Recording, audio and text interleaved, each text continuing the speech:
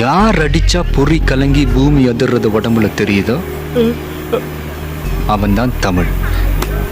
நான் தான். Who hitting spark disturbed earth vibrating sea in your eyes? That is Tamil. He is me. இது சொல்லணுமா? ஒரு பக்கம் டைலாக் கொடுத்தாங்க, ஒரே ஒரு வரி தானே சொல்லியா.